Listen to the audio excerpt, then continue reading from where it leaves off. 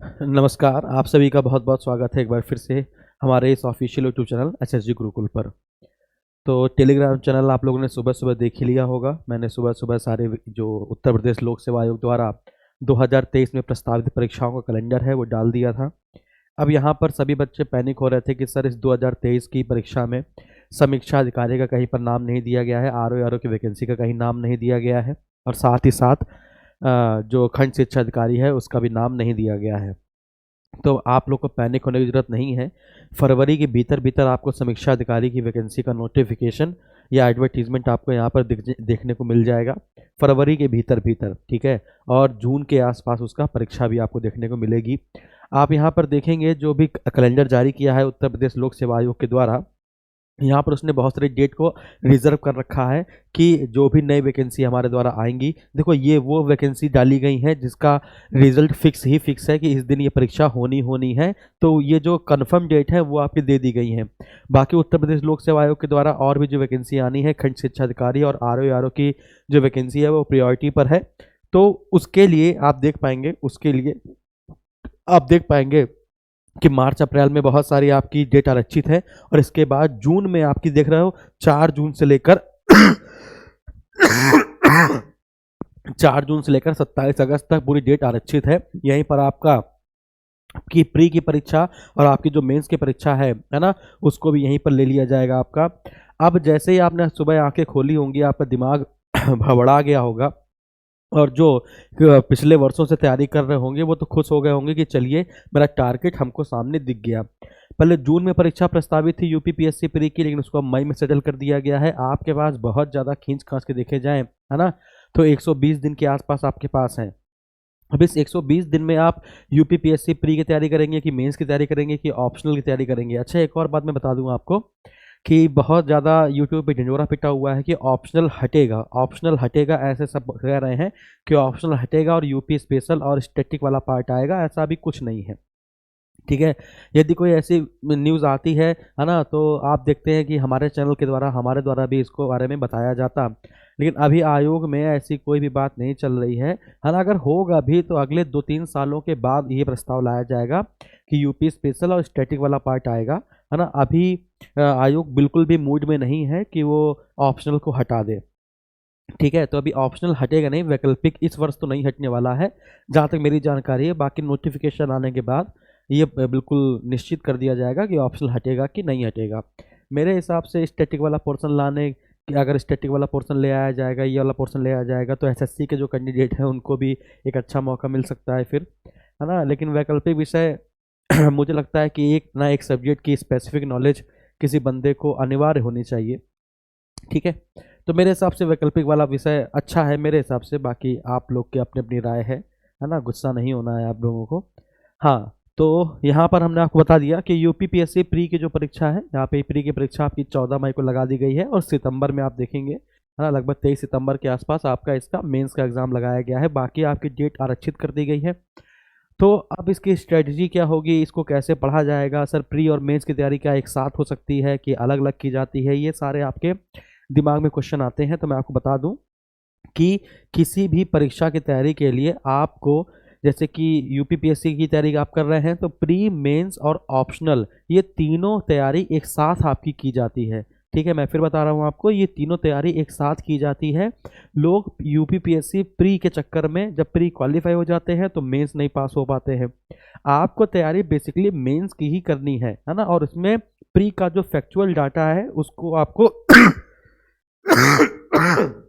उसको आपको नोट करके चलना है। मेरी तबीयत खराब रही 2-3 दिन से, इसलिए मैं यूट्यूब पे भी नहीं आ पा रहा था। हाँ, ठीक है। और बाकी पिछले 5 वर्षों में या पिछले 5 से 6 वर्षों में जो भी प्रश्न पूछे गए हैं, किस सब्जेक्ट से कितने प्रश्न पूछे गए हैं, है ना, मिनिमम प्रश्न कितने पूछे जाते हैं, इसके लिए मैं अभी थोड़ी देर के बाद आपका एक एनालिसिस करके एक वीडियो आपको बना दूंगा कि 2020 में, 2021 में, 2022 में, 2019 में किस सब्जेक्ट से कितने प्रश्न पूछे जाते हैं और उनका लेवल कैसा रहता है। आपको उसी लेवल से आपको अपनी तैयारी करनी है। इसके बाद पहले, अच्छा, और भी मैं आपको बता दूं कि अगर आप एथिक्स यानी जीएस पेपर 4, एथिक्स, ऑप्शनल और एसे, एथिक्स ऑप्शनल और एसे पर अपनी कमांड अच्छी रखेंगे तो सिलेक्शन 100% होगा। ये 3 सब्जेक्ट ऐसे हैं जो आपका अच्छा स्कोर ला सकते हैं। एथिक्स, आपका अपना ऑप्शनल, यदि आप अपने ऑप्शनल में ही अपने अंक खराब ले आएंगे तो फिर बहुत दूर हो जाएंगे सिलेक्शन से, ठीक है। प्री की जो तैयारी होती है वो 2 महीने के लिए की जाती है। फिर मैं कह रहा हूँ, आपने जो पिछले वर्ष से तैयारी करना शुरू किया है वो प्री मेंस ऑप्शनल सबको लेकर करा है ना। 2 महीने पहले समझिएगा, 60 दिन पहले आपको फिर आंसर राइटिंग रोक देनी होती है। फिर समझिएगा कि 60 दिन पहले आपको अपने आंसर राइटिंग रोक देनी होती है, और वो जो 2 महीने होते हैं वो सिर्फ प्रीलिम्स और करंट अफेयर को दिए जाते हैं, फैक्चुअल डाटा को आपको दिए जाते हैं। और मैं बता दूं कि लोग जीएस पेपर 1 में तो पास हो जा रहे हैं, लोग सामान्य अध्ययन वाले पेपर में पास हो जा रहे हैं, लेकिन जो सी सेट वाला पेपर हो रहा है, जीएस पेपर 2 हो रहा है, उसमें कम्युनिकेशन, संप्रेषण, ये सब आता है, उसको लोग पढ़ते नहीं हैं और उसमें फेल हो जाते हैं। मैंने बहुत सारे बच्चे अपने जीवन में ऐसे देख लिए हैं जो जीएस पेपर 1 में क्वालिफाई हो गए, मेंस की भी तैयारी अच्छी थी, लेकिन जीएस पेपर 2 में वो 33% अंक ही नहीं ला पा रहे हैं। तो लास्ट के जो आपके 1 महीना होगा, 30 दिन होंगे, वो आप जीएस पेपर 2 और जीएस पेपर 1 दोनों को एक साथ दीजिएगा। जीएस पेपर 2 को आप हल्के में मत लीजिएगा, क्योंकि वो आप लोग सोचते हैं कि वो तो पास होने वाला है, वो तो 33% तो ले ही आएंगे, लेकिन ऐसा हो नहीं पाता है पेपर में, ठीक है। तो बाकी कैलेंडर आप इसको देख लीजिएगा, प्री और मेंस का मैंने आपको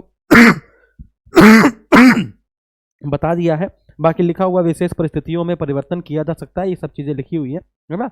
तो इसको आप देख लीजिएगा। मात्र 120 दिन आपके पास शेष बचा हुआ है। अपने लक्ष्य को कैसे निर्धारित करना है, मैं एक और बात बता दूं, आप चाहे जितने भी मोटिवेशन वीडियो देख लीजिए, क्या किसी का भी मोटिवेशन वीडियो देख लीजिए, लेकिन जब तक आपको अपने अंदर से खुद से बेइज्जती नहीं महसूस होगी, तब तक आप अपने लक्ष्य को निर्धारित नहीं कर सकते हैं। मोटिवेशन कुछ और नहीं है, वो बेचती है, वो इनडायरेक्टली बेचती है। जब आपको आपके दिल पे, हृदय पे लगता है, तब आप पढ़ना शुरू करते हैं, वो अलग बात है। लेकिन जब तक आप अपने आप को मोटिवेट नहीं करेंगे, खुद की बेइज्जती नहीं करेंगे, तब तक आप लक्ष्य को निर्धारित नहीं कर सकते हैं। तो मैं बता रहा हूं आपको कि आपसे बेहतर कोई नहीं जानता कि आप एक योद्धा हैं कि आप एक कायर हैं। आपको अपने अंदर खुद ही योद्धा ढूंढना पड़ेगा, तभी आप लड़ाई कर सकते हैं। यदि आपने अपने आप को कायर साबित कर लिया कि हाँ हमसे नहीं हो पाएगा, तो सच में आपसे नहीं हो पाएगा। आपको अपने अंदर ये जगाना होगा कि यू कैन डू इट, तुम कर सकते हो, तभी तुम करना शुरू करोगे। लेकिन जो पहले से हार मान के बैठेंगे तो फिर वो रेलवे की वैकेंसी देखेंगे, ग्रुप डी की वैकेंसी देखेंगे, अगल बगल वाले मोहल्ले वाले भी आपके पिताजी से पूछेंगे कि लड़का क्या कर रहा है, अधिकारी की तैयारी कर रहा है, किस चीज़ की, यूपी पीएससी की तैयारी कर रहा है, आईएएस पीसीएस तैयारी कर रहा है। अरे कहाँ आईएएस पीसीएस चक्कर में पड़े हो, रेलवे का फॉर्म डलवाओ, है ना। आईएएस पीसीएस का तो बाद में बन जाना, जब कोई छोटी मोटी नौकरी ले लो पहले, इसके बाद बन जाना, है ना। तो ऐसे कहने वाले तुम्हें बहुत सारे लोग मिलेंगे, उनके चक्कर में आपको नहीं पड़ना है। आपको खुद को ललकारना है, क्योंकि आपसे बेहतर आपकी कमजोरी कोई नहीं जानता।